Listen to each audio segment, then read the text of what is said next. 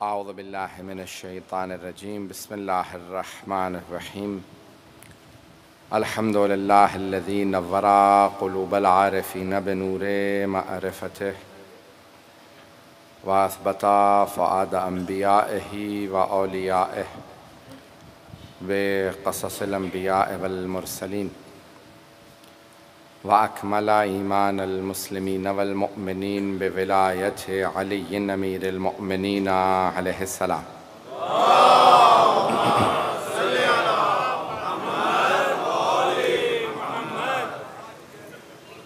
वस्सलातु वस्सलाम वत्तहिय्यतु वल इकराम अला अफ़ज़लिल मौजूदात अल अब्दिल मुअय्यद वर रसूलिल मुसद्दद अल मुस्तफ़ल अमजद अल महमूदिल अहमद आनी अबुल क़ासिम मुहम्मद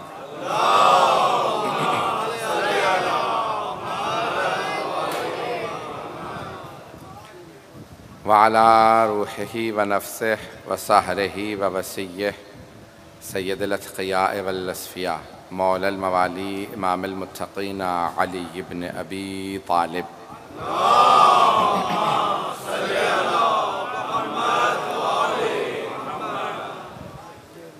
व अला औसियाइही ला सिय्यमा बक़िय्यतिल्लाहि फ़िल अर्ज़ीन रूही व अरवाहुल आलमीन लितुराबि मक़दमिहिल फ़िदा वल्लअनतुद दाइमतु अला अअदाइहिम अजमईन मिनल आन इला क़ियाम यौमिद्दीन।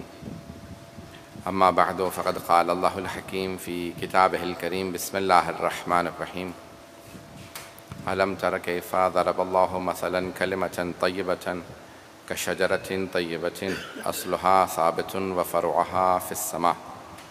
सदक़ल्लाहुल अलिय्युल अज़ीम। सलावत।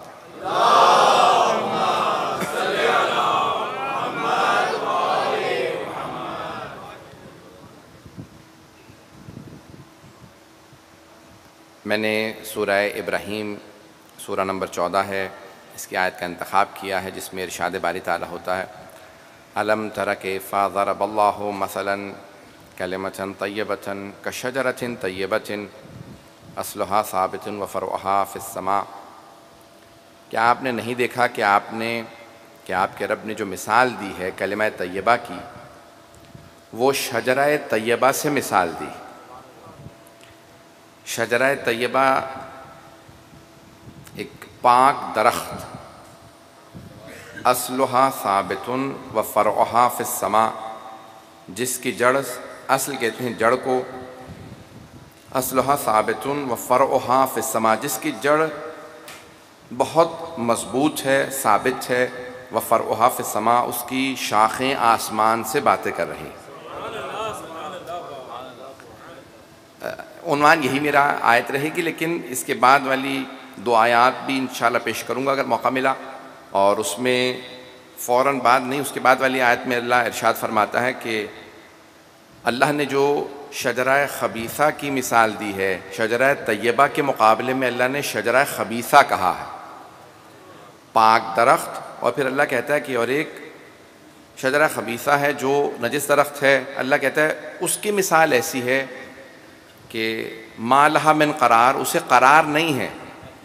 उज्तसत मिन फ़ौक़िल अर्ज़, वो ज़मीन के ऊपर उगा हुआ है, उसकी जड़ मज़बूत नहीं है। जिस दरख्त की जड़ मज़बूत हो वो आसमान से बातें करता है, और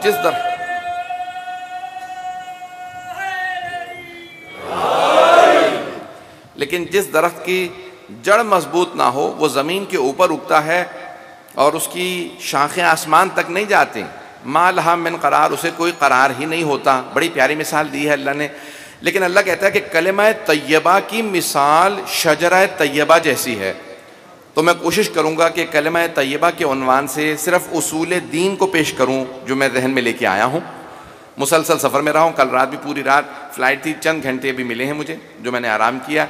जो आज टूटे फूटे अल्फाज पेश करूँ अपनी बारगाह में कबूल फरमाइएगा। आप हज़रात की मोहब्बत और अक़ीदतों की नज़र कर रहा हूँ कि कलिमा तय्यबा वो असली अक़ायद हैं जिन्हें उसूल दीन कहा जाता है, और ये वो मकतब है जो आले मोहम्मद ने हमें अता किया है।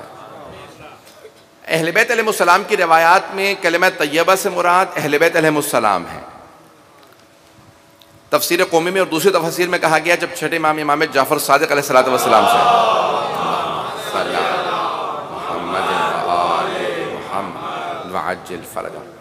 जब आपसे सवाल किया गया कि कलिमा तय्यबा और कलिमा खबीसा ये दो कलमे क्या हैं, तो आपने फरमाया कलिमा तय्यबा या शजरा तय्यबा हम हैं, यानी बनी हाशिम हैं, आले मोहम्मद हैं।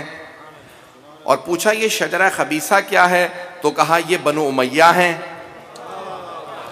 जहाँ पे भी अहले बैत अलैहिस्सलाम की मवद्दत व मोहब्बत होगी वो शजरा तय्यबा है, जहाँ उनकी अदावत व बुग़्ज़ होगा वो शजरा खबीसा। ये मैंने इसको जितना खुलासा करके पेश कर सकता था मैंने पेश किया है, आइंदा आने वाले दिनों में तफसीली पेश करूँगा। तो आज कलिमा तय्यबा की अल्लाह कह रहा है अस्लुहा साबितुन व फ़रउहा फ़िस्समा, उसकी बुनियाद उसकी जड़ बहुत मजबूत है। तो बुनियादी अल्लाह ने जड़ कहा है। हमारे यहाँ जब भी सवाल किया गया अहले बैत अलैहिस्सलाम से, फरमाइए कि दीन की मिसाल अगर दी जाए तो कैसी है, तो आपने फरमाया दीन की मिसाल भी एक दरख्त के मानंद है जिसके कुछ उसूल हैं, जड़ें हैं और कुछ फ़ुरू हैं, उसकी शाखें हैं और फिर उसका कोई फल है। हमेशा जड़ों को मजबूत किया जाता है, उसूल दीन और फ़ुरू दीन शाखों को पेश किया जाता है, फल को पेश नहीं किया जाता। हम हमेशा कहते हैं कि फल अखलाक है, उसे भी पेश करना चाहिए। तो जो फल है उस दरख्त का वो है अखलाक। उसमें इमाम जाफ़र सादिक़ अलैहिस्सलाम ने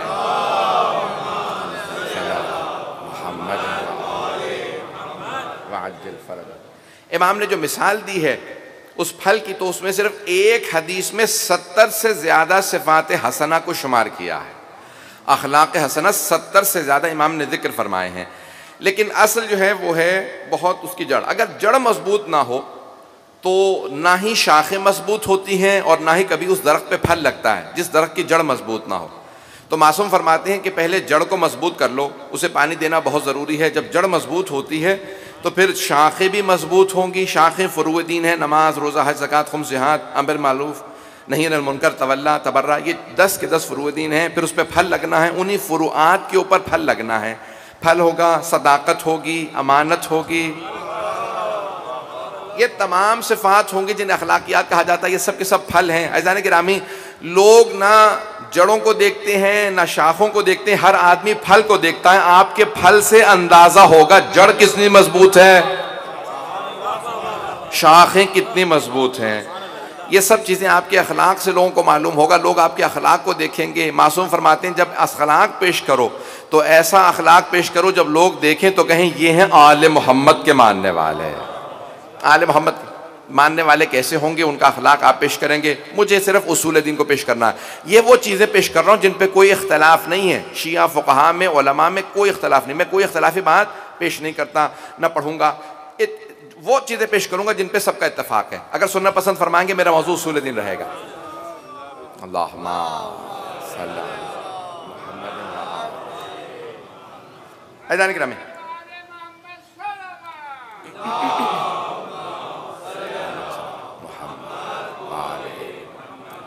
कोशिश करूंगा कि हर मजलिस एक ही उसूल दीन में से मौजू पे रहे।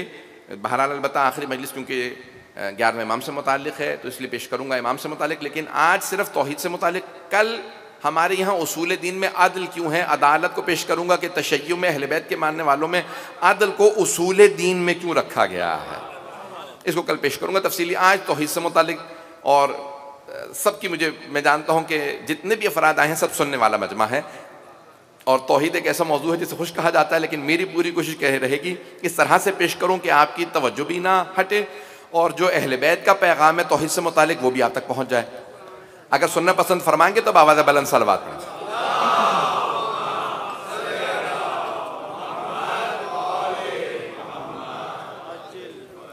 अज़ान गिरामी, पूछा गया इमाम मासूम से, खुसूसन 11वें इमाम से सवाल किया और 10वें इमाम से। नाम है शाह अब्दुल अज़ीम हसनी, तेहरान के अंदर, रह शहर के अंदर इनका रौज़ा है और इनकी ज़ियारत से मुतालिक बहुत ज़्यादा ताकीद की गई है। इमाम हसन मुश्तबा की नस्ल से हैं। ये सिर्फ़ और सिर्फ इमाम के फ़र्जंद नहीं हैं बल्कि वो फ़र्जंद हैं इमाम के शाह अब्दुल अज़ीम हसनी जिन्हें इमाम मासूम ने सनद दी है कि ये उस अक़ायद के हामिल हैं जो आले मोहम्मद तायीद फरमाते हैं। आज सारी बहसी अक़ायद की है। रिवायात के अंदर आया है कि शियों को भी गरबाल किया जाएगा, छाना जाएगा छानने को कहा जाता है गिरबाल करना, अरबी में गिरबाल कहते हैं। मासूम फरमाते हैं गिरबाल किया जाएगा, खालिस तरीन शिया पार हो जाएंगे। कहा दोबारा गिरबाल किया जाएगा, छठे इमाम फरमाते हैं फिर खालिस तरीन शिया पार होंगे। फरमाया मौला कितनी मरतबा? कहा बार बार गिरबाल किया जाएगा, कम अज कम 3 मरतबा गिरबाल किया जाएगा। खालिस तरीन शिया होंगे जो 12वें इमाम के अंसार व असहाब में होंगे। तो हमें अपने अकायद को मुसल्लम रखना है। तो मैं इसलिए वो अकायद उसूल दीन को पेश कर रहा हूँ कि जो अकायद हमारे होने चाहिए, अकायद वही होने चाहिए जो कुरान में आए हैं और मासूमीन ने बताए। अकीदा वो नहीं होना चाहिए जो मेरा दिल चाहे, अकीदा वो होना चाहिए जो हमें मासूम ने बताया है। अब शाह अब्दुल अजीम ने एक मरतबा पूछा, कहा कि मौला मेरा अकीदा ये है, अगर मेरा अकीदा सही नहीं है तो आप बताइए क्या अकीदा होना चाहिए। तो मौला ने फरमाया मैं सनद देता हूँ कि आपका अकीदा वही है जो हमारे अजदाद आले मोहम्मद अलैहिस्सलाम का अकीदा है, जो आइम्मा अहले बैत अलैहिस्सलाम का अकीदा है कि कहा हम अल्लाह को वहदहु ला शरीक मानते हैं, वहदहु ला शरीक है। अब अल्लाह की 3 सिफात को याद रखिएगा, बाकी जितनी सिफात है वो इन्हीं 3 सिफात की तरफ पलट के वापस चली जाती हैं। वो 3 सिफात क्या है?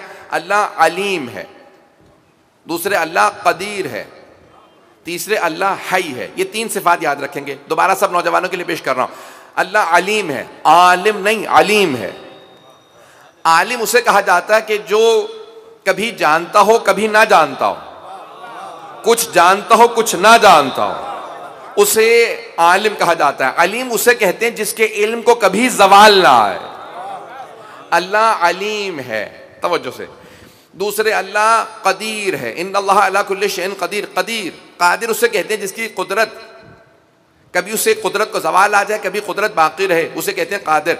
कदीर उसे कहते हैं कि जिसकी कुदरत को कभी जवाल ना आए, अल्लाह कदीर है। हई, हयात उसी से मखसूस है, यानी उसको कभी मौत नहीं है, उसे कभी जवाल नहीं है। जिसकी हयात हमेशा के लिए हो उसे हई कहा जाता है। अल्लाह हुवल हय्युल क़य्यूम, वो हय्युल क़य्यूम है। जिसकी हयात को कभी जवाल ना आता हो उसे हई कहा जाता है। तवज्जो हो, अब जितनों को हयात दी है उसने दी है। भाई करबला में आने वालों ने देख लिया था हयात उससे मखसूस है, कुछ लोग पहुंच रहे हैं। करबला में आने वालों ने देख लिया था कि अल्लाह के लिए हयात है, बाकी सबको जवाल है, तो क्यों ना उसमें फना हो जाए जिसे मौत नहीं है, जिसे मौत नहीं है क्यों ना उसमें फना हो जाए। अब क्योंकि अल्लाह को जवाल नहीं है, जो जो खुदा में फना हो उसे भी जवाल नहीं है। खुदा हमेशा के लिए है, इसीलिए हुसैनियत भी हमेशा के लिए है। हुसैनियत को कभी जवाल नहीं है क्योंकि इमाम हुसैन अल्लाह में फना हुए हैं।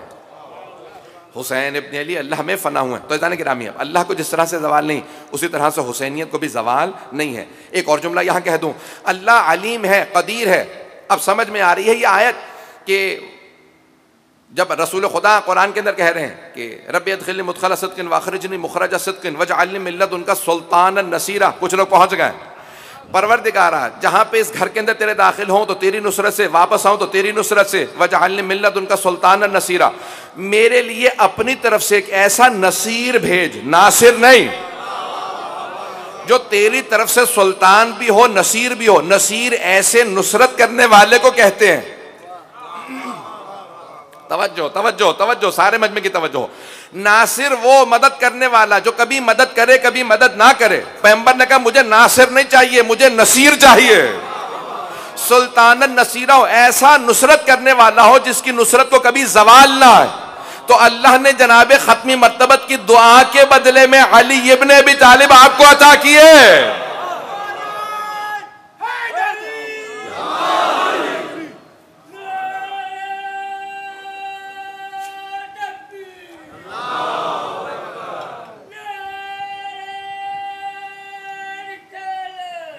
या रसूल अल्लाह,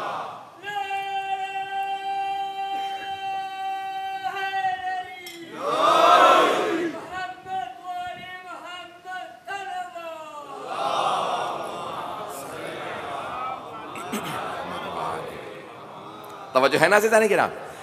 अब ये मैंने इसीलिए अलीम व कदीर पेश किया, नसीर भी जहन में रखिएगा। अल्लाह सुब्हानहु व तआला ही किसी को नसीर बना सकता है। जो उसका भेजा हुआ होगा बस वही नसीर होगा। दुनिया का बनाया हुआ कोई भी नसीर नहीं हो सकता। ये कभी भी कोई इंसान, कभी इसलिए हम दुनिया के बनाए हुओं को नहीं मानते, हम उसके बनाए हुओं को मानते हैं। अगर बात वाज़ेह होती रहे जिसे दुनिया बनाती है उसकी नुसरत को जवाल आ जाता है, जिसे अल्लाह बनाता है उसे जवाल नहीं आता। इसीलिए जो आज भी पुकारेगा तो नजफ से फौरन लब्बैक की सदा आएगी। किसने मदद के लिए बुलाया है? तो अब अल्लाह सुब्हानहू व तआला की सिफात में अलीमो, कदीर, हई, जब अब राज़िक माने, सादिक माने, जितने भी और समीओ बसीर माने, समीओ यानी देखने वाला, सुनने वाला, ये तमाम की तमाम सिफात इन्हीं तीन सिफात की तरफ पलट जाती हैं। सुनने की कुदरत रखता है, ये सुनने का इल्म रखता है। किसी भी सिफत को समझना हो तो इन्हीं तीन सिफात से समझेंगे। मैं पता नहीं पहुंचा पाया, इस बात को नहीं पहुंचा। बाकी जितनी भी अल्लाह की सिफात है वो इन्हीं तीन सिफात से समझ में आएंगी। ये वो तीन सिफात हैं, अगर कोई समझ ले तो इंसान को कुछ और समझने की ज़रूरत नहीं है। ज़ात बारी ताला इंसान को यकीन हो जाता है कि मैं उसका मानने वाला हूँ जिससे ना जवाल है वो हई है, जिसके इल्म को जवाल नहीं है वो अलीम है, जिसकी कुदरत को जवाल नहीं है वो कदीर। अल्लामा हिल्ली हमारे बहुत बड़े एक आलिम गुजरे हैं, उनकी किताब है बाब हादी अशर, जिन्होंने उसूल दीन के ऊपर किताब लिखी है। वो कहते हैं अगर कोई जंगल में भी पैदा हो और अपने मुतालिक सोचना शुरू करे कि मेरा अकीदा क्या होना चाहिए, तो कहा वो इसी अकीदे पे पहुंचेगा जो आले मोहम्मद ने सिखाया। किसी और अकीदे पे नहीं जाएगा, उसी अकीदे पे पहुंचेगा जो रसूल खुदा और अहले बैत अलैहिस्सलाम ने सिखाया है। का और कोई अकीदा नहीं आएगा जहन में, ईसाइयों का अकीदा, यहूदियों का अकीदा नहीं आएगा, वो अकीदा नहीं आएगा जहन में कि जो आले मोहम्मद ने नहीं सिखाया। उसी अकीदे पे इंसान पहुंचेगा जो आले मोहम्मद ने सिखाया। अगर सुनना चाहेंगे कैसे तो मैं पेश करना चाहता हूं। तो अब अल्लामा हिल्ली कहते हैं अपनी किताब बाब हादी अशर में, वो कहते हैं आप अल्लाह तक पहुंचेंगे, किसी खुदा तक नहीं, उस खुदा तक पहुंचेंगे जो आले मोहम्मद ने समझाया। कि अगर कोई जंगल में भी पैदा हो और सोचना शुरू करे कि परवरदिगारा इस कायनात का कोई बनाने वाला हो सकता है या ये खुद ब खुद वजूद में आ सकती है, जब सोचना शुरू करेगा तो खुद ब खुद सोचेगा ये दुनिया खुद ब खुद वजूद में नहीं आ सकती, इसका मतलब है बनाने वाला कोई खालिक है। वो खालिक जो बनाने वाला है ऐसा हो सकता है कि उसके पास कुदरत ना हो, खुद ब खुद इस नतीजे पे पहुंचेगा कि नहीं ये दुनिया इतनी वसी है, इतनी अरीज है कि बनाने वाला कदीर ही होना चाहिए। ऐसा हो सकता है कि उसके इल्म का सवाल आ जाए तो खुद नतीजे पे पहुंचेगा नहीं बनाने वाला अलीम है। का कभी उसे मौत आ सकती है तो खुद नतीजे पे पहुंचेगा कि नहीं वो हई है। का वो जो आले मोहम्मद ने अकीदा भेजा है, आले मोहम्मद ने अकीदा समझाया, इंसान उसी अकीदे पे पहुंच जाएगा कि बनाने वाला अलीम भी है, कदीर भी है, हय्यो कय्यूम भी। अल्लाह उस अकीदे तक पहुंचेगा। आज़ान गिरामी का तमाम उस अकायद तक का खुद ब खुद नफ़ी करता चला जाएगा। क्या ये कि दुनिया में एक वाक़या सुनाना चाहता हूँ नौजवानों की खातिर ताकि वो बात तक पहुंच जाए। अगर तवज्जो रहेगी तो मैं बात को आगे बढ़ा दूँ। आज़ान गिरामी एक बादशाह की बहस हो रही थी, सिर्फ नौजवानों की खातिर पेश कर रहा हूँ, मेरे बुजुर्ग सीखे सिखलाए। बादशाह की अपने वजीर से बहस हो रही थी तो बादशाह ने कहा कि चीज़ें खुद ब खुद वजूद में भी आ सकती हैं। वजीर ने कहा नहीं ऐसा नहीं होता, हर चीज़ जो है वो उसका कोई बनाने वाला होता है, खुद ब खुद वजूद में कोई चीज़ नहीं आती। जो आज बहुत से साइंसदानों ने नज़रिया दिया, जो मुल्हिद हैं, अलबत्ता ज़्यादातर साइंसदान मुवाहिद हैं, जितने बड़े बड़े आप न्यूटन हो चाहे कोई भी हो बड़े बड़े, वो तमाम के तमाम आइंस्टाइन वगैरह सब के सब मुवाहिद गुजरे हैं। ये जानबूझ के पेश किया जाता है कि नहीं शायद मुवाहिद नहीं थे। मुवाहिद यानी तौहीद के मानने वाले, खुदा को मानने वाले, ज़्यादातर साइंसदान खुदा के मानने वाले। तो अब उसने, अब वजीर था, बादशाह मगरूर, उसने कहा कि नहीं ऐसा नहीं होता कि हर चीज़ का बनाने वाला कोई हो। वजीर ने कहा नहीं हुजूर ऐसा नहीं होता, बल्कि हर चीज़ का कोई बनाने वाला होता। कहा नहीं मैं बादशाह हूँ कि तुम बादशाह हो, मैं तुम्हें कह रहा हूँ। वजीर चुप हो गया बेचारा। कहा ठीक है बादशाह सलामत, मैं आपके आगे नहीं बोलता, आपका जो नज़रिया है आप कायम रहिए, मैं आपकी तस्हीह नहीं करूँगा, मैं आपकी गलती नहीं पकड़ूंगा, मैं ये नहीं कहूँगा कि आप गलत हैं। लेकिन वजीर के जहन में बात बैठ गई कि मुझे बादशाह को साबित करना है कि बादशाह गलत है, हर चीज़ का कोई बनाने वाला होता है। बहुत से साइंसदानों ने कहा ना कि जो खुद ब खुद दुनिया वजूद में आ गई, बिग बैंग हुई, उसकी तफसील में नहीं जा रहा, उसका जवाब पेश कर रहा हूँ किताब अल-इलाहियात से जो हमारे बुजुर्ग उलमा ने लिखी। वजीर ने जाने के बाद बादशाह की हुकूमत में बेहतरीन एक जगह तलाश की कि दरिया के साथ साथ बहुत खूबसूरत मंजर है, कि इस जगह पे एक महल बना दो। महल तामीर करवाया गया और उसने बेहतरीन जो आर्किटेक्ट थे उनको जमा किया, इंजीनियरों को लगाया, कहा कि यहाँ बेहतरीन महल तामीर करना शुरू करो, बिल्कुल दरिया के साथ साथ। महल तामीर हुआ, एक दिन, साल, 1.5 साल, 2 साल गुजरे, बादशाह को वहाँ से सैर कराता हुआ गुजरा। बादशाह ने सवाल किया इतना खूबसूरत महल मेरी हुकूमत में, मुझे मालूम ही नहीं है। वजीर ने कहा बादशाह सलामत, ये खुद ब खुद वजूद में आ गया। बादशाह ने फौरन सवाल किया, कहे तुम अहमक हो, नादान हो, दीवाने हो, तुम ये मुझे क्या बात बताने की कोशिश कर रहे हो कि इतना खूबसूरत महल खुद ब खुद वजूद में आ गया?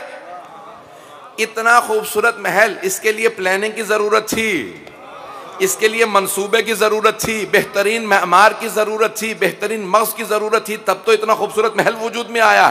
क्या बादशाह सलामत, आपने कहा था चीजें खुद ब खुद वजूद में आ जाती हैं, ये इतना खूबसूरत महल खुद वजूद में नहीं आ सकता, तो ये इतनी खूबसूरत कायनात, ये इतनी खूबसूरत कायनात खुद ब खुद वजूद में कैसे आ सकती है? बादशाह ने कहा ठीक है, आपने अपने बात को साबित कर दिया, आज मुझे साबित हो गया हर चीज़ वजूद में नहीं आती, उसे वजूद में लाया जाता है। अब बताइए महल किसने बनाया? कहा महल मैंने बनवाया है, सिर्फ आपको साबित करने के लिए। जब इस महल के बनाने के लिए किसी मंसूबा बनाने वाले की ज़रूरत है, तो इस सारी कायनात के बनाने के लिए भी किसी ऐसे की ज़रूरत है जो हय्यो क़य्यूम हो, अलीम व क़दीर हो। अज़ीज़ान गिरामी, नहजुल बलागा उठा के देखें, जनाब अमीरुल मोमिनीन ने इस कायनात का ऐसा नक्शा पेश किया है कि एक ईसाई ने पढ़ने के बाद कहा, लगता यह है कि जिसने नहजुल बलागा कही है या उसने खुद कायनात बनाई है या उसने बनते हुए ऐसे देखी है।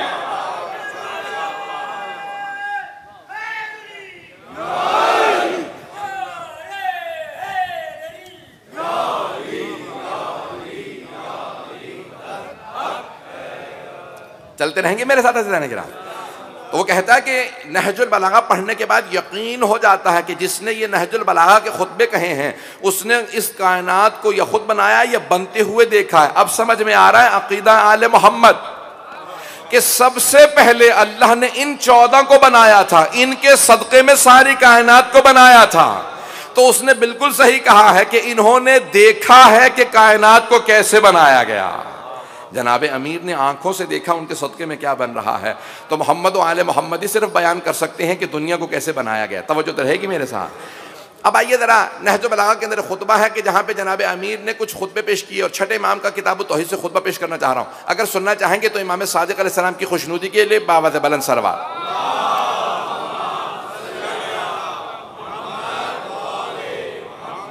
वाजिल फरजा। मैं जानता हूँ आज ताख़ीर हो चुकी है, कल अगर सब सरे वक्त आएंगे मैं इंशाअल्लाह तफसील से सरे वक्त आने के बाद आपकी खिदमत में मतालिब पेश करूँगा। अज़ान गिरामी, एक मुल्हिद ने, जीनियोलॉजिस्ट था उस ज़माने के अंदर, यूनान से आया था जब तिब को नया नया उरूज मिल रहा था, मेडिसिन को नया नया उरूज मिल रहा था। एक यूनान से डॉक्टर आया, उसने कहा मैं सवाल करना चाहता हूँ, बताओ ऐ मुसलमानों, तुम्हारे दरमियान में तौहीद का सबसे बड़ा पढ़ाने वाला कौन है? तो बिल इत्तेफाक तमाम मदीने के मुसलमानों ने कहा हम सब के सब मानते हैं आले मोहम्मद सबसे अफजल, और आले मोहम्मद में सादिक आले मोहम्मद सबसे बेहतर तौहीद समझा सकते हैं।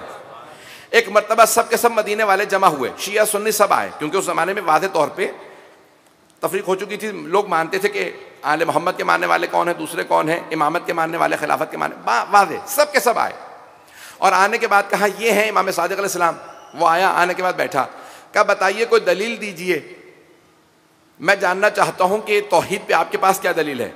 अब देखिए इमाम ने एक सवाल किया उससे, और सवाल के बाद उसे जवाब दिया। इमाम ने कहा बताओ क्या करते हो, ये क्यों पूछ रहे हैं? इमाम जानते हैं लेकिन शागिर्दों को समझा रहे हैं, सुनने वालों देखो, जब जवाब दो तो उसके मेयार इल्मी को देखना, उसके बाद जवाब देना। इमाम ने कहा देखो मैंने सवाल किया, कहा क्या पेशा है, क्या काम करते हो? तो उसने कहा कि मैं, जैसे आज की ज़बान में कहूँ, जेनेटिक्स का काम, कि मैं तिब का काम करता हूँ, मैं मुख्तलिफ जानवरों को, परिंदों को स्टडी करता हूँ इंसान को बेहतर समझने के लिए। तो इमाम ने कहा ठीक है, अब ज़रा सुनो, तुमने देखा है कि एक ही अंडा होता है, मोर का भी अंडा वैसा ही है, मुर्गी का भी, कबूतर का भी, सारे परिंदों के, जानवरों के अपने अपने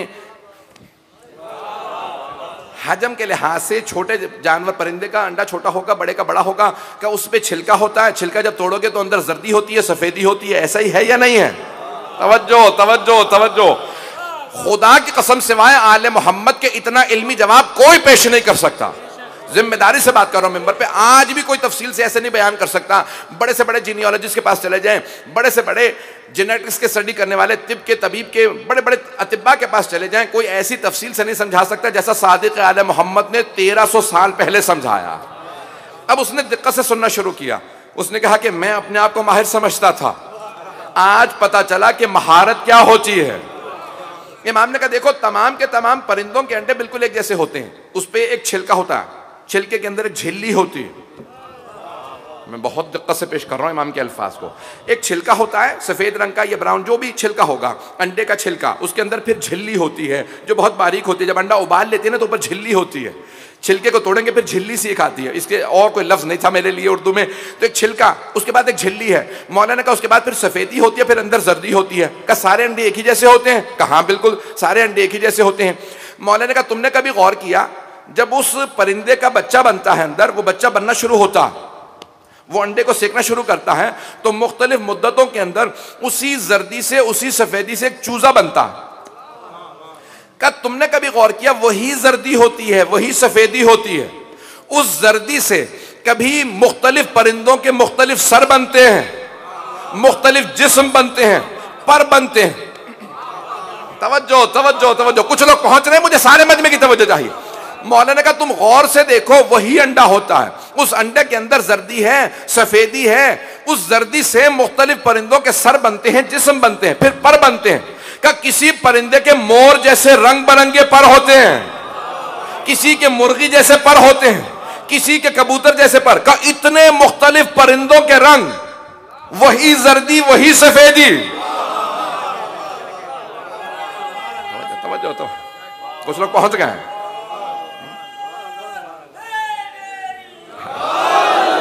भाई बहुत बारीकियों से मौला फरमाते हैं जर्दी वही है, सफेदी वही है, लेकिन मुख्तलिफ परिंदों के मुख्तलिफ रंग। कभी तुमने गौर किया वही जर्दी नजर आ रही है, वही सफेदी है। मुर्गियों के ही कितने रंग होते हैं, कितने पर होते हैं। मोरों के हर परिंदे का अलग अलग रंग है, अलग अलग उसके परिंदों के पर हैं। क्या सबके अलग अलग पर उसी जर्दी सफेदी से फिर परिंदा जब पैदा होगा, कुछ के बच्चे उनके मुंह से दाना चुगते हैं।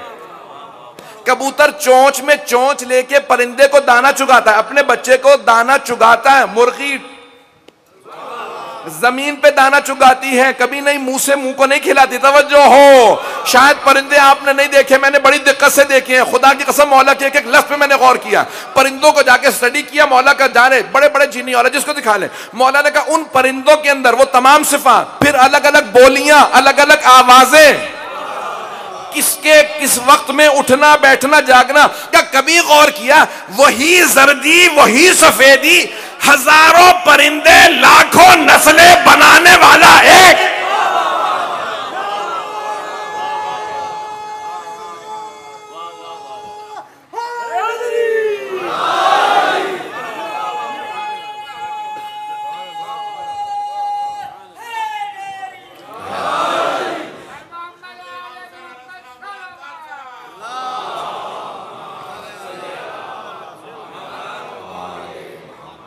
तवज्जो फरमाई जाने की ना।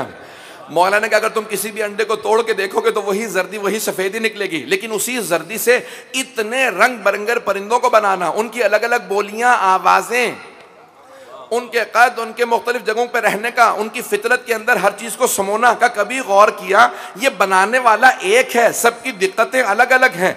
क्या फिर बताइए कैसे बना? मौला ने कहा इन सब का बनाने वाला एक खालिक है, उसने इतनी दिक्कत से बनाया है कि कभी इस परिंदे का अंडा उस परिंदे के नीचे रख दो तो उस परिंदे का असर नहीं आता। जिसका अंडा होता है उसी का बच्चा होता है। ये कौन समझा सकता था? ये कौन समझा सकता था? सिर्फ वही समझा सकते हैं जो अल्लाह के भेजे हुए हो, जिन्हें अल्लाह ने अपना नुमाइंदा बनाया हो। वो जीनियोलॉजिस्ट कदमों में गिर गया, का फर्जंदे रसूल मुझे आज पता चला कि ये परिंदों को किस तरह से पढ़ना चाहिए, मैंने कभी इस तरह से नहीं देखा था। मौला ने कहा ये तो मैंने एक मिसाल दी है, जैसी मिसाल कहोगे वैसे ही मैं तुम्हें जवाब पेश करूंगा। मैं चंद मिसालें इमाम की जिंदगी से पेश करना चाह रहा हूँ। ऐज़ान गिरामी, यहाँ पे एक जीनियोलॉजिस्ट ने सवाल किया, इमाम ने वैसा जवाब पेश किया। एक मरतबा किसी मल्लाह ने कहा फर्जंदे रसूल मैं मल्लाह हूँ, मुझे कोई दलील दीजिए तौहीद पे मैं खुदा को मानने लगूँ। मौला ने कहा मल्लाह हो, कश्ती चलाते हो? क्या कश्ती चलाते में कभी कश्ती टूटी भी है? कभी भंवर भी आया दरिया के अंदर? समंदर में गए हो, कभी भंवर आया? कभी सुनामी आई, कोई सैलाब आया? कहा आते ही रहते हैं, मेरा तो काम ही यही है।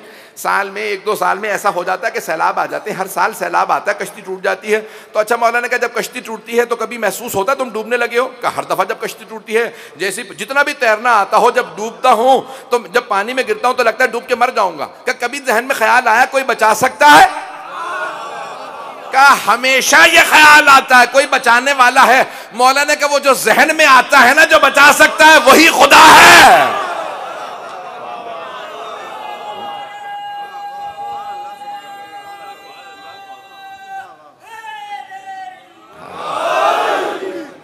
अज़ान गिरामी, इसीलिए आले मोहम्मद के मानने वाले ऐसे हैं, जानते हैं कोई खुदा है, उसने कोई नुमाइंदा भी बनाया है, इसीलिए हम या अली मदद कहते हैं। पता नहीं बात पहुंच रही है नहीं पहुंच रही है? कोई मानने वाला होगा तभी तो या अली मदद कहेगा कि उसने ऐसे को नसीर बनाया है जो हर हालत में मदद करता है। तो कहा कि हाँ मौला, ये तो हमेशा ख्याल आता है कि कोई मदद कर सकता है। मौला ने कहा वही खुदा है। अज़ान गिरामी, इमाम ने जैसा इंसान देखा उसको उसी तरह से तौहीद समझाए। मल्लाह को देखा तो उसे कश्ती से तौहीद को समझाया। जब एक साइंसदान जीनियोलॉजिस्ट ने देखा तो उसे कहा कि मैं उसके हिसाब से तौहीद समझाऊं। जैसा देखा वैसे ही तौहीद समझाई। अज़ान गिरामी, एक ईसाई आया इमाम के एक शागिर्द के पास। सुनेंगे इस बहस को? मैं 15-20 मिनट अभी और चलूंगा, चलेंगे? मैं जानता हूँ आज ताखिर हो गई है, तो इंशाल्लाह कल तफसील से पेश करूंगा। इसके बाद अभी 2 मजालिस और है, मुझे जाना है। 5 से 10 मिनट 15 मिनट और आपको जहमत दूँ, उसके बाद फिर तफसील से मसाइल। अज़ान गिरामी, इमाम के एक शागिर्द है हिशाम, उनके पास एक ईसाई आया कूफे में, आर्च बिशप जो भी कह लीजिए, सबसे बड़ा पादरी। आने के बाद उसने कहा भाई मैं 3 खुदाओं का कायल हूँ, तसलीस का कायल हूँ, ट्रिनिटी का कायल हूँ। ट्रिनिटी समझते हैं ना? तसलीस, 3 खुदा, खुदा है, खुदा का बेटा जनाब ईसा यानी, और रूह कुदुस। इमाम के शागिर्द ने कहा नहीं, खुदा एक है। उन्होंने दलीलें देना शुरू की। जब दलीलें दी तो एक मरतबा शागिर्द से उस ईसाई आर्च बिशप ने कहा, तुम नौजवान देखने में नजर आते हो, दलीलें बहुत मजबूत रखते हो। तो कहा यह दलील मेरी नहीं है, जिसने सिखाई है, ये दलीलें उनकी हैं। मैं 2 दलीलें पेश करना चाहता हूं, अगर सुनना पसंद फरमाएं। तो कहा कि तुम क्या मानते हो? कहा हम मानते हैं खुदा बाप है, जनाब ईसा बेटे हैं। क्या अच्छा बताओ, बाप और बेटे में जुदाई है या साथ साथ है? तो कहा कि नहीं, बाप और बेटा साथ साथ हैं। जीसस क्राइस्ट कहते हैं वो। क्या ईसा के अंदर अल्लाह हुलूल कर गया, माज़अल्लाह, खुदा हुलूल कर गया। वो जो क्राइस्ट इन जीसस है वो खुदा है, अल्लाह ने हुलूल किया, हल हो गया। जैसे नमक डाल दे खाने में हल हो जाता, चाय में चीनी डालें तो हल हो जाती है, उसे डिजोल्व कहना है, हल हो गया, उसके अंदर है। अब आप कहेंगे भाई नमक वापस कर दो, कहा नमक वापस नहीं किया जा सकता, वो हल हो चुका है भी और नहीं भी है, खाने से पता चलेगा, और नहीं है क्योंकि अब हल हो चुका है। तो अल्लाह में, अल्लाह माज़अल्लाह सफ़ुल्लाह, खुदा जनाब ईसा में हल हो गया, जनाब ईसा है खुदा। क्या अगर अल्लाह हल हो गया है इसका मतलब खुदा नहीं है? जब खुदा है ही नहीं तो तुम तसलीस के कायल कैसे हो? तो पता नहीं तवज्जो है या नहीं? तुम 3 खुदाओं के कायल कैसे हो? जब खुदा अल्लाह में, अल्लाह जनाब ईसा में हल हो गया तो खुदा नहीं रहा। जब रहा ही नहीं तो 3 खुदाओं के कायल कैसे हो? क्या नहीं खुदा है? क्या अच्छा ये बताओ कि है कैसे? क्या भाई ये मोहब्बत से समझ में आता खुदा, अकल से नहीं। तवज्जो। तो ईसाई ने जवाब दिया मोहब्बत से खुदा समझ में आता है, अकल से नहीं। हम मोहब्बत से मानते हैं, खुदा भी समझ में आता है, मोहब्बत से मानते हैं, बेटा भी समझ में आता है। इमाम के शागिर्द ने कहा जो अकल से समझ में ना आए वो खुदा नहीं है। क्या ये तुम्हें किसने कहा? क्या मेरे उस्ताद ने कहा। क्या अच्छा अगर तुम मानते हो दोनों साथ साथ हैं? क्या नहीं, दोनों अलग अलग हैं। क्या अच्छा अलग है तो बताओ वो खुदा कहां है जो बाप है, और वो खुदा कहां है जो बेटा है?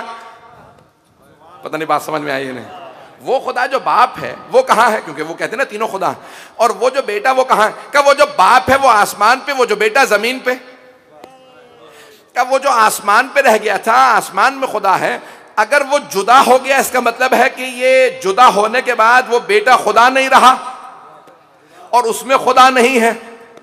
का इतने सी बात को तुमने इतना पेचीदा कर दिया है कि मुझे खुद समझ में नहीं आ रहा कि मेरा अकीदा क्या है। क्या यही तो मैं समझाना चाह रहा हूं, अकीदा वो बनाओ जो तुम्हें खुद समझ में आए।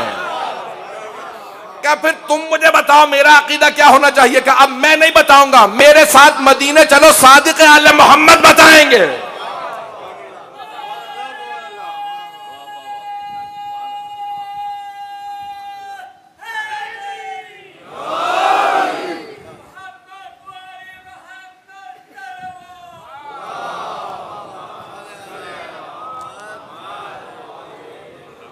तो अब रिवायत के अल्फाज हैं, किताब तौहीद शेख सदुक ने लिखा कि एक मरतबा वो ईसाई चला, मैं तफसीली बहस नहीं पेश करना चाहता, मदीने आया और सादिक आले मोहम्मद से बहस को शुरू किया। बहस शुरू ही नहीं हुई थी, ख़त्म हो गई। इमाम ने तौहीद ऐसी समझाई कि खुद ब खुद कहने लगा, परवरदिगारा तेरा शुक्र है तूने ऐसों को नुमाइंदा बना के भेजा है जो समझा तो सकते हैं कि तू कैसा है, तेरे बंदे कैसे हैं। जो तेरा नबी और रसूल होगा वो कभी भी तेरा बंदा ही होगा, कभी भी तेरा बेटा नहीं हो सकता। मैं इस पर दलील दूंगा, अगर मौका लगा तो इंशाल्लाह तफसील से कल एक और दलील दे दूंगा। एक दलील और सुन लीजिए अगर सुनना पसंद फरमाएंगे तो। अब ये कुदरत खुदा से मुतालिक छठे इमाम से सवाल किया दो लोगों ने, एक यूनानी फ़लसफ़ी ने सवाल किया, इमाम ने उसे फ़लसफ़ी जवाब दिया, और एक बद्दू अरब ने सवाल किया, इमाम ने उसे उसके हिसाब से जवाब दिया। मुझे नहीं मालूम मैं कौन सा जवाब पेश करूं, दोनों पेश कर देता हूं जो दिल को लगे। एक इस यूनानी बहुत बड़े फ़लसफ़ी ने सवाल किया, क्या इन्नल्लाह अला कुल्लि शैइन क़दीर, अल्लाह हर चीज़ पे कुदरत रखता है, तो क्या अल्लाह कुदरत, ये आज सवाल किया जाता है लेकिन बदल के, और मैं शायद पेश कर चुका हूँ किसी जगह पे, मेरे जहन में नहीं। तो कहा कि अल्लाह क्या एक अंडे के छिलके के अंदर सारी दुनिया रख सकता है? ना दुनिया छोटी करे ना अंडे का छिलका बड़ा करे। क्या अल्लाह सारी दुनिया अंडे के छिलके में रख सकता है बगैर दुनिया को छोटे किए, बगैर अंडे के छिलके को बड़ा किए? तो इमाम ने कहा कि ये सवाल अल्लाह की कुदरत से मुताल्लिक नहीं है, अंडे के छिलके की सलाहियत से मुताल्लिक है। तवज्जो, क्या अंडे के छिलके में सलाहियत नहीं है कि दुनिया को अपने अंदर रख ले? अल्लाह की कुदरत से मुताल्लिक सवाल नहीं है। भाई कुदरत खुदा से मुताल्लिक क्या सवाल है? आया मुमकिन है कोई चांद को उठाए सूरज पे मार दे? कहाँ ये फी नफ्स से ही मुमकिन है? अल्लाह कर सकता है। कायनात टकरा जाए, अल्लाह टकरा सकता है। तवज्जो हो, आया मुमकिन है खुदा यजीद को जन्नत में डाल दे? ये अल्लाह की कुदरत पे सवाल नहीं है, यजीद की सलाहियत पे सवाल है। यजीद में सलाहियत नहीं है जन्नत में जा सके, अल्लाह के अंदर कुदरत है, यजीद में सलाहियत नहीं। पता नहीं बात पहुंचे कि नहीं पहुंची? बात पहुंच रही है? ऐजाने गिरामी, ये अल्लाह की कुदरत पे सवाल नहीं है, यजीद की सलाहियत पे सवाल है। यजीद में सलाहियत नहीं है जन्नत में जा सके, ये कुदरत इलाही पे सवाल ही नहीं है। अगर कभी कोई मुसलमान ऐसा सवाल पेश करे तो कहो ये कुदरत से मुतालिक सवाल कर रहे हो, यजीद की सलाहियत से मुतालिक सवाल कर रहे हो। बात पहुंच रही है? तब इमाम ने फरमाया, फलसफी को जवाब दिया, क्या ये अल्लाह की कुदरत का सवाल नहीं है, अंडे के छिलके की सलाहियत का सवाल है। छिलके में सलाहियत नहीं, दुनिया को ले सके। बद्दू अरब ने यही सवाल किया। अब आइए जरा इमाम का जवाब सुनिए। का फर्जंद रसूल, क्या अल्लाह इस दुनिया को बगैर छोटा किए, छिलके को बगैर बड़ा किए, सारी दुनिया अंडे के छिलके में रख सकता है? इमाम ने कहा ऐसा कर नहीं सकता, कर दिया है। का मौला कैसे, कहां कर दिया? का ये बता, तेरी आंख अंडे के छिलके से बड़ी है छोटी है? इमाम से उसने जवाब दिया, बद्दू अरब ने कहा मेरी आंख अंडे के छिलके से छोटी है। इमाम ने कहा ये सारी की सारी दुनिया क्या छोटी हो गई है या वैसी ही है जैसी थी? कहा जैसी थी वैसी ही है। ये सवाल मुझे समझ में नहीं आया। मौला ने कहा जब तू दुनिया देखता है तेरी आंख में आ जाती है या नहीं आती? समझो,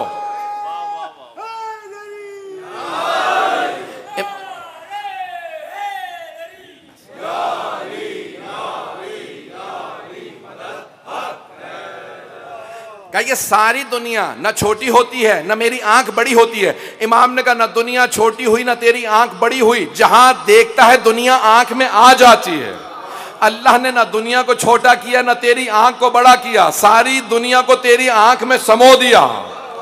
का कुदरत खुदा ये है कि बगैर आंख को बड़ा किए, बगैर दुनिया को छोटा किए, सारी दुनिया तुझे दिखा दी है। का इस दुनिया से बड़ी है ये सारी कायनात, जहां देखता है सब आंख में आ जाता है। ऐज़ान गिरामी, हमारी लाखों रूहें कुर्बान उन अहले बैत पे जिन्होंने तौहीद को समझाया है। अगर वो ना समझाते तो इंसान दुनिया समझ ही ना सकती, तौहीद को कैसे समझना है।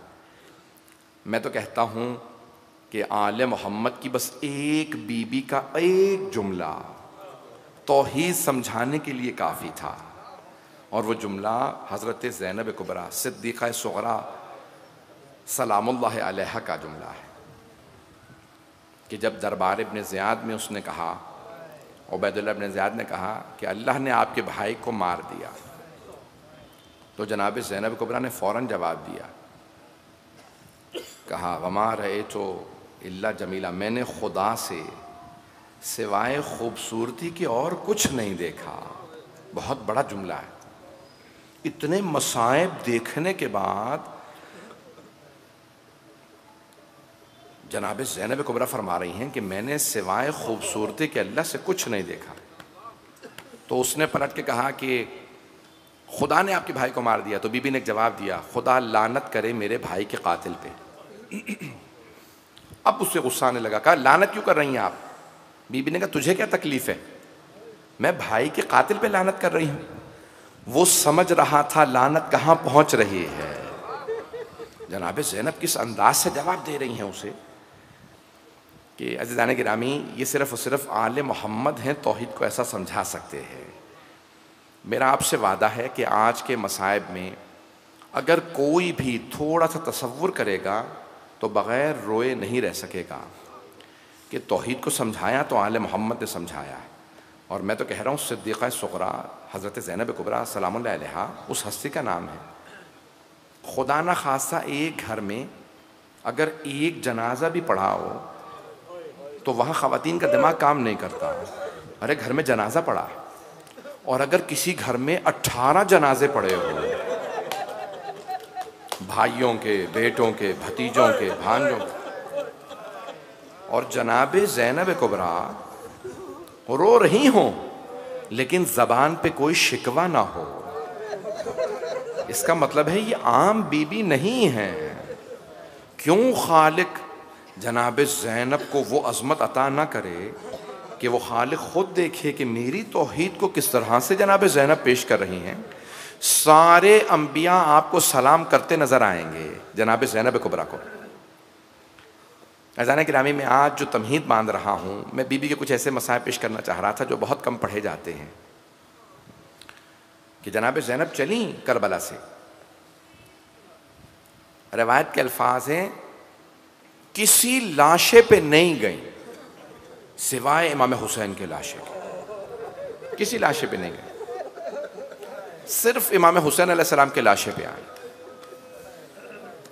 और आने के बाद बीबी ने सर उठा के एक मरतबा आसमान को देखा और जुमला कहा, अल्लाहुम्मा तक़ब्बल मिन्ना क़लील अल क़ुरबान या हाज़ा अल क़ुरबान, परवरदिगारा हम आले मोहम्मद की इस कुर्बानी को भी कबूल फरमा। ये नहीं कहती परवरदिगारा ये वो हुसैन है जिसके सदक़े में तूने कायनात खल की थी।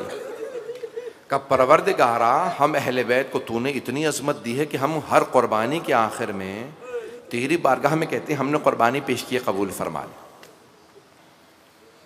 मौला सज्जाद कहते हैं मेरी फुप्पी ने मेरे बाबा का तवाफ़ किया और पूरे लाशे का तवाफ़ करने के बाद हैरान और परेशान खड़ी रो रही थी, परवरदिगारा, मौला सज्जाद खुद फरमाते हैं एक नगीने के बराबर जगह नहीं थी मेरे बाबा के लाशे पे जहां जख्म ना हो। मौला सज्जाद फरमा रहे हैं एक नगीने के बराबर जगह नहीं थी मेरे बाबा के लाशे पे कि जहां मेरी फुप्पी बोसा दे सकती, जहां चूम सकती। इतने जख्म थे। किसी ने सवाल किया मौला कितने जख्म थे? का 1950। का मौला एक जिस्म पे इतने जख्म नहीं आ सकते। मौला ने कहा जख्म पे जख्म लगा था, जहां किसी ने तलवार मारी थी वहीं तीर भी लगा था, वहीं किसी ने नेजा भी मारा था, जिसे कुछ नहीं मिला था उसने लाठी मारी, जिसे लाठी नहीं मिली उसने पत्थर मारा। का जख्म पे जख्म लगा, जख्म पे जख्म लगा। अभी तो मैं सख्त जुमले कहूंगा आगे, मुझे माफ कर दीजिएगा, अगर बर्दाश्त ना कर सके मुझे माफ कीजिएगा, मैं बड़े सख्त जुमले कहने वाला। तो मौला फरमाते हैं कहा इतने जख्म लगे। जनाब ज़ैनब कुबरा ने जानते हैं क्या किया? बीबी ने पूरे लाशे का एक मर्तबा तवाफ किया, फिर मदीने का रुख किया और बुलंद आवाज से रो के कहा या जद्दा, मेरे नाना, सल्ला अलैका मलिकुस समा, नाना आसमान से मलाइका नाजिल हुए थे आपका जनाजा पढ़ने के लिए। हादा हुसैन मुरम्मल बिद्दमा, नाना ये आपका हुसैन है, ये आपका लाल हुसैन, आपका नवासा हुसैन जो पत्थरों में डूबा हुआ है, जिसका पूरा लाशा खून में लथपथ है। नाना, पूरे जिस्म पे इतने पत्थर लगे हैं कि कहीं बोसा देने की जगह नहीं। पूछा मौला सज्जाद से, कहा मौला क्या आपकी फुप्पी ने फिर बोसा दिया? मेरे मौला ने एक मर्तबा रो के कहा हाँ। कहा मेरी फुप्पी एक मर्तबा जमीन पे बैठी, कटे हुए गले पे लबों को रखा, का कटे हुए लबों को गले पे रख के बोसा दिया और रो के कहा अम्मा गवाह रहिएगा, मैंने आपके बेटे हुसैन का बोसा दिया।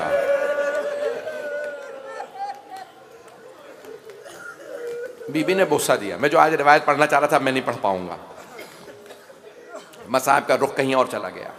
मैं वो रिवायत कल पेश करूंगा। मौला फरमाते हैं कि एक मर्तबा मेरी फुप्पी ने गले का बोसा दिया, रो के कहा अम्मा गवाह रहिएगा, मैंने आपके बेटे का बोसा दिया, गले का बोसा दिया। 3 मर्तबा बीबी ने गले का बोसा दिया। जब रुखसत कर रही थी कत्ल के बाद, और फिर जब सर लिया ना हाथों में, फिर दोबारा गले का बोसा दिया। कैसे पढ़ूंगा? किसी और लाशे पे नहीं गई। अगर देख सके तो देखिएगा, नहीं तो आंखें बंद करके तसव्वुर कीजिएगा। एक मर्तबा बीबियों को ऊंटनियों पे सवार करके ले जाया जा रहा है। जनाब ज़ैनब कुबरा को मौला सज्जाद ने सवार कराया। जैसे ही नाका बुलंद हुई ना, आपने देखा है ऊंटनी की पुष्ट बहुत बुलंद होती है। वो बीबी जो बेटों के लाशों पे नहीं गई थी, एक मर्तबा मक्तल में ऊंट की बुलंदी से, पुष्ट नाका से, ऊंटनी की पुष्ट से बीबी ने मक्तल में देखा 2 लाशें नजर आए। जैसे ही लाशों को देखा, लाशों को देखते ही आंखें बंद कर लें। आंखें बंद करके आवाज दी, ओनो मोहम्मद खुदा हाफिज। मेरे शेरों मां जा रही है, मेरे शेरों मां जा रही है। अब बीबी असीरी में है, जानती है बेटों से कैसे विदा करना। मेरे शेरों मां जा रही। कूफे गई, बेटों को याद नहीं किया। करबला में बेटों के लाशों पे नहीं गई। बस भाई आइए जरा मेरे साथ चलिएगा। 40 गुजर गया ना, बीबी को चहलुम के लिए रिहाई मिली। जब रिहाई मिली ना, एक मर्तबा रिहाई मिलने के बाद बीबी ने, इमाम सज्जाद ने 3 शराइत रखी। कहा यजीद हमें रोने की इजाजत दे दो। अरे कभी रोने की भी कोई इजाजत मांगा करता है? आप रो रहे हैं, इजाजत तो नहीं मांगी किसी से रोने की। कभी कोई रोने की भी इजाजत मांगता? हाँ, जब बीबियां रोती थी ना तो यजीद के सिपाही ताजियाने मारते थे। रोने की इजाजत नहीं है भाई, आप पे तो कोई पाबंदी नहीं है। जब आप रोते हैं कोई ताजियाना तो नहीं मारता। बीबियों को ताजियाने मारे जाते थे, नहीं, रोने की इजाजत नहीं। पहली इजाजत मौला सज्जाद ने कहा हमें रोने तो दो, मेरी फुप्पियों को बड़े ताजियाने मारे गए। आज रोको मल्ला। सारी बीबियां जमीन पे बैठ गई, रोने लगी। जब बीबियां रो रही थी ना तो कोई भी मसाइब पढ़ने वाला नहीं था, कोई मसाइब पढ़ने वाला नहीं था। एक बीबी आवाज देती वाह हुसैना, सारी बीबियां रोने लगती। जब खामोश होती ना तो एक दूसरी बीबी आवाज देती वाह अब्बासा, फिर एक तीसरी बीबी कहती वाह अली अकबरा, फिर एक चौथी बीबी कहती वाह कासिमा, फिर एक धीमी सी आवाज में एक 5वीं बीबी कहती वाह अली असगरा। सारी बीबियां दोबारा रोने लगती। बीबियां रो रही हैं। 3 शराइत रखी रिहाई की। पहली शर्त हमें रोने की इजाजत दे दो। दूसरी शर्त शहदा के जो तबर्रुकात है ना असीरों के, वो वापस कर दो। तीसरी शर्त शहदा के सर वापस कर दो, तबर्रुकात वापस कर दो। जब तबर्रुकात आ रहे थे 2 छोटी छोटी बालियां आए। मेरी भी घर में बेटियां हैं, छोटी छोटी बालियां आई 2। बस बालियों का आना था। एक बीबी ने बालियों को देखा, रो के कहा जिस बीबी की बालियां थी वो बीबी नहीं रही, ये बालियां वापस ले जाओ। अजरकुम अल्लाह, अजरकुम अल्लाह। भाई कोई भी रोने में बुखल ना करे। तो छोटी छोटी बालियां आई। बस भाई चादरें आई, इतने में एक अंगूठी आई। जनाब ज़ैनब कुबरा ने सवाल किया बेटा सज्जाद ये अंगूठी किसकी है? कहा फुप्पी अम्मा ये मेरे बाबा की अंगूठी है। बुजदिल ने अंगूठी उतारना चाहिए, अंगूठी नहीं उतरी, उसने खंजर निकाला, मौला हुसैन की उंगली को काटा, उंगली काट के अंगूठी चुरा के ले गया। भाई मैं कैसे पढ़ूंगा? मैंने सारे मसाइब छोड़ दिए। इतने में शहदा के सर वापस आने लगे। अब जरूर देखिएगा मेरी तरफ। जब शहदा के सर वापस आ रहे थे ना, तो रिवायत के अल्फाज है, पहला पहला जो सर आया बड़ा नन्हा सा सर था, बहुत छोटा सा सर था। जनाब रबाब ने बुरके का दामन फैलाया, कहा लाओ अली असगर का सर मुझे दे दो। रो के एक जुमला कहा, अली असगर अब मिसलों का तुनहर, बेटा क्या तुझ जैसे बच्चों को भी नहर किया जाता? ओ अली असगर ऊंटों को नहर किया जाता, ये किसने आपको नहर कर दिया? बस भाई इतने में एक सर आया, बहुत खूबसूरत सर था। जनाबे लैला ने कहा लाओ ये सर मुझे दे दो। फिर रो के कहा अली अकबर, मां का आपके बगैर गुजारा नहीं है। ए अली अकबर मैं जी नहीं सकूंगी। रावी कहता है इतने में सर आ रहे थे, दो सर एक साथ आए। जैसे ही वो दो सर आए, सारी बीवियों ने जनाबे ज़ैनब को मुड़ के देखा। जनाबे ज़ैनब ने सरों को देखा, फिर आंखें बंद कर ली, सर झुका के बैठ गईं। एक मर्तबा वो जो सरों को लेके आया था, उसने सवाल किया, इन दो सरों की वारिसा कौन? सवाल करते करते उसने सवाल किया, मुझे इतना बता दो, क्या इन दो सरों की वारिसा खेमों में जल के मर गई है? अब जनाबे फिजा से रहा ना गया, क्या लाओ ये दो सर मुझे दे दो, ये मेरी आकाजादी के बेटे। का बीबी बेटों से विदा तो कर लें। जनाबे ज़ैनब कुबरा ने कहा फिजा मैं अली की बेटी हूं, सदका दे के वापस नहीं लेती, मैंने हुसैन का सदका उतार दिया। जनाबे फिजा आगे बढ़ी, कहा लाओ ये दो सर मुझे दे दो, ये मेरी आकाजादी के बेटे हैं। एक मर्तबा जनाबे फिजा ने दोनों सर लिए, गिरिया करने लगी, मैंने तमाम कर दिया, बस मैं 2 से 4 मिनट की जहमत दूंगा, आखिरी जुमले, मेरा वादा हर आंख में आंसू जरूर आएंगे, ये आखिरी जुमले बड़े सख्त हैं। बस बे एक मर्तबा बीबियाँ चली, शाम से रिहाई मिल गई। कहाँ पे आई? करबला आई, चहलुम पे करबला पहुँची। एक मर्तबा मौला सज्जाद जब देखा ना कि जनाबे जाबिर आए हैं चहलुम पे, आपने देखा है हर बेटा चाहता है उसे उसके बाप का पुरसा दिया जाए, कोई गले लगाए, सीने से लगा के कहे हम आपके बाबा का पुरसा पेश करते हैं। वाक़या करबला के बाद किसी ने मौला सज्जाद को पुरसा नहीं दिया था, किसी ने गले नहीं लगाया था, किसी ने नहीं कहा था मौला आपको आपके बाबा का पुरसा पेश करते हैं, किसी ने गले नहीं लगाया था। जैसे ही मौला सज्जाद करबला पहुंचे, देखा जनाबे जाबिर खड़े हैं। जब कोई आदमी कई दिनों से अपने को तरस रहा हो ना, तलाश कर रहा हो मुझे कोई जानने वाला मिल जाए, वो खुद ही आगे बढ़ता है। मौला सज्जाद आगे बढ़े, जनाबे जाबिर को गले से लगाया, खुद ही रोने लगे, खुद ही मसाइब पढ़ने लगे, रो रो के कहने लगे जाबिर हा होना कोतेला रिजालोना, जाबिर इस मकाम पे हमारे मर्दों को ज़िबा किया गया, जाबिर इस मकाम पे मेरे बाबा का गला काटा गया, जाबिर यहाँ अली असगर के बर्छी लगी, जाबिर उस मकाम पे अली अकबर को तीर लगा। फिर खुद ही कहा जाबिर मेरी छोटी सी बहन को तमाचे मारे गए, जाबिर मेरी फुप्पियों की चादरें छीनी गई। फिर मौला ने रो के कहा जाबिर मेरे गले में तोक डाला गया, हाथों में जंजीरें पहनाई गई, पाँव में बेड़ियां डाली गई। जब एक मर्तबा रो के कहने लगे जाबिर जरा कुछ दूर चले जाइए, जनाबे जाबिर ने कहा मौला मैं नाबीना हूं, मैं कुछ देख नहीं सकता। जनाबे सैयद सज्जाद ने कहा जाबिर आप देख नहीं सकते, सुन तो सकते हैं। मेरी फुप्पियां अभी बैन करने वाली है, बुलंद आवाज से रो रो के कहेंगी ओ हुसैन हम शाम से लुट के आए। जनाबे जाबिर से कहा आप दूर चले जाइए। बीबी बुलंद आवाज से रोएंगी, बहुत बुलंद आवाज से जनाबे ज़ैनब ने गिरिया किया। जानते क्या कहा? भैया हम शाम से लुट के आए। ए हुसैन जब मैं आया करती थी तो आप पहले मुझसे खड़े होके मिला करते थे, मुझे गले लगाते थे, हुसैन मेरे पाँव बड़े जख्मी हैं, ए हुसैन मुझे गले लगा लो। बीबी रो रही थी। मौला सज्जाद से कहा ए सज्जाद, ए सैयद सज्जाद मुझे मेरे भाई की कब्र का निशान बताओ। मौला सज्जाद आगे लेके बढ़े, कहा कि इस मकाम पे मेरे बाबा के तावीज़ कब्र है। सारी बीबियां कब्र पे गिर गईं। बस मैं तमाम कर रहा हूँ। चंद जुमले बगैर बताए मैं आगे नहीं बढ़ सकता, मैंने सारा तमाम कर दिया, सारा मसाइब छोड़ दिया। एक मर्तबा जनाब ज़ैनब ने बहुत गिरिया किया, सवाल किया, बेटा सज्जाद ये मेरे भाई के साथ वाली कब्र किसकी कब्र है? कहा फूफी अम्मा ये मेरे भैया अली अकबर की कब्र है। जनाब ज़ैनब उस कब्र पे गिर गई, दोबारा रोने लगी, सारी बीबियां रो रही हैं। फिर पूछा ये गंजे शहदा में कौन कौन है? मौला सज्जाद ने बताया यहाँ कासिम है, यहाँ कौन, सबके नाम बताए। एक मर्तबा जनाब ज़ैनब ने कहा बेटा सैयद सज्जाद आपने सब शहदा की कब्रों के निशान बता दिए, मेरे भैया अब्बास की कब्र का निशान नहीं बता। ऐ सैयद सज्जाद मेरे अब्बास की कब्र का निशान कहाँ है?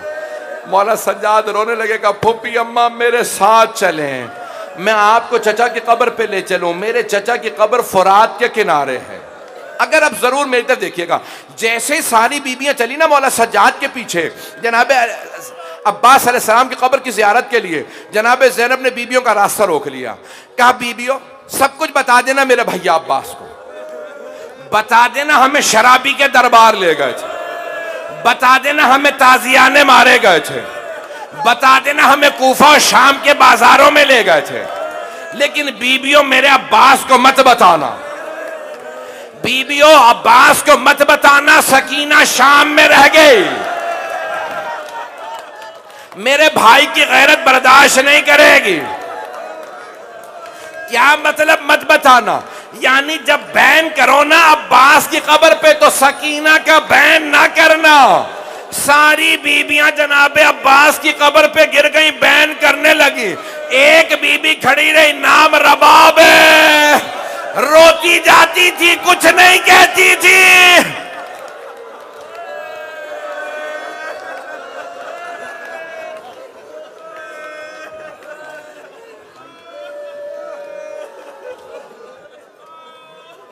अला लानतुल्लाहि अलल कौमिज़ ज़ालिमीन वसयअलमुल्लज़ीना ज़लमू अय्य मुनक़लिबिन यनक़लिबून।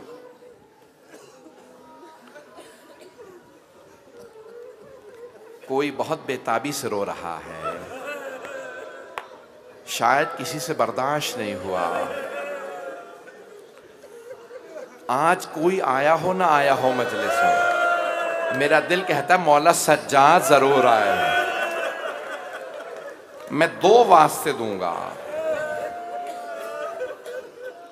हर आदमी हाथ बुलंद करके मेरे साथ आमीन जरूर कहेगा। मुझे नहीं मालूम ये किस बीबी के ऐसे रोने की आवाज आ रही है, या सिर्फ मुझे ही आवाज आ रही है। अजीब व गरीब अंदाज से कोई रो रहा है ना, कोई तड़प के रो रहा है, शायद कोई जुमला किसी से बर्दाश्त नहीं हुआ। हाथ जोड़ के कह रहा हूं जरा मेरे साथ मदीने चलिएगा, हाथ बुलंद करके मेरे साथ मदीने चलें। जब जनाब ज़ैनब कुबरा मदीने पहुंची ना तो एक मर्तबा कहा बेटा सैयद सज्जाद मुझे पहले मेरे नाना के रोजे पे ले चलो, मैं पहले नाना के रोजे पे जाऊंगी, घर नहीं जाऊंगी। जब बीबी पहुंची ना नाना के रोजे पे तो रिवायत के अल्फाज हैं सारे मदीने वाले पहले पहुंचे हुए थे, क्योंकि ऐलान हो गया था मौला सज्जाद आ गए, सब पहुंचे हुए थे। जनाब ज़ैनब अंदर नहीं गई, दोनों हाथ दरवाजे पे रखे, बुलंद आवाज से रो के कहा या जद्दा इन्नी नाइयतुन इलैका बिवलदिकल हुसैन, नाना आपके नवासे हुसैन की सुनानी लाई हूं। नाना मैं 70 कदम के फासले पे खड़ी थी जब शिमर ने हुसैन के सर से अमामा उतारा। नाना जब शिमर ने हुसैन के बालों में हाथ डाला, नाना जब उसने खंजर उठाया, मैंने रो रो के कहा ये तुम्हारे नबी का नवासा है। सारे मदीने वाले बुलंद आवाज से रोने लगे। रिवायत के अल्फाज हैं इतनी बुलंद आवाज से मदीने वाले रो रहे थे कि जनाब ज़ैनब की आवाज नहीं आ रही थी, बीबी की आवाज दब गई थी। इतनी बुलंद आवाज से लोग मदीने के चीखे मार मार के रो रहे थे, सारा मदीना रो रहा। जब जनाब ज़ैनब मसाइब पढ़ रही थी तो मदीना इस बुलंद आवाज से रो रहा था कि कोई आवाज नहीं आ रही थी। बीबी ने इंतजार किया, जब सब रो रो के थक गए, सबकी आवाजें रुक गई, तो बीबी ने बस एक जुमला कहा नाना अगर ना महरमों का मजमा ना होता मैं अपनी कलाइयों से चादर हटाती। नाना मैं अपने बाजुओं के निशान दिखाती, नाना मैं आपको बताती आपकी उम्मत ने मुझे कितने ताजियाने मारे, नाना मैं अपने बाजुओं के निशान दिखाती। अरे कभी मस्तूरात को भी ताजियाने मारे जाते हैं। परवरदिगारा वास्ता जनाब ज़ैनब के बाजुओं और पुष्प पे ताजियानों के निशान का। मौला सज्जाद फिर पूरी ज़िंदगी बीबी के पर्दे को याद करके रोते रहे। बस भाई मौला सज्जाद को तीन बातें बहुत रुलाती थी। परवरदिगारा वास्ता इमाम सज्जाद का जनाब ज़ैनब कुबरा का इमाम ज़माना का ज़हूर देखना नसीब फरमा, दुश्मनाने अहले बैत को नीस्त व नाबूद फरमा, दाइश को गारत फरमा। परवरदिगारा जो हाथ बुलंद हैं किसी को रद्द न फरमा, हमारे मकामात मुक़द्दसा की हिफाजत फरमा, अज़ादारों की हिफाजत फरमा, बे औलादों को औलाद इनायत फरमा, मकरूज़ों के कर्ज़े अदा फरमा, परेशान हालों की परेशानियाँ दूर फरमा। परवरदिगारा जो हाथ बुलंद हैं किसी को रद्द न फरमा, जनाब ज़ैनब कुबरा की उजड़ी गोद का वास्ता, जितने मोमिनीन व मोमिनात बे औलाद हैं सबको औलाद इनायत फरमा, मकरूज़ों के कर्ज़े अदा फरमा, परेशान हालों की परेशानियाँ दूर फरमा, हमारे तमाम मरीज़ों को शफ़ाए कामला आजला इनायत फरमा। परवरदिगारा तुझे वास्ता उस लहज़े का, उस बीबी का वास्ता, परवरदिगारा उस बीबी का वास्ता जिनके कानों से खून बहता रहा, परवरदिगारा उस छोटी बीबी के लगे पाँव में कांटों का वास्ता, उस बीबी के ज़ख्मी पाँव का वास्ता, हम सब की गुनहगार आँखों को इमाम ज़माना की ज़ियारत नसीब फरमा। रब्बना तक़ब्बल मिन्ना इन्नका अंतस समीउल अलीम बिहक़्क़ि मुहम्मदिन व आलिहि तय्यबीन अत्ताहिरीन अल मासूमीन।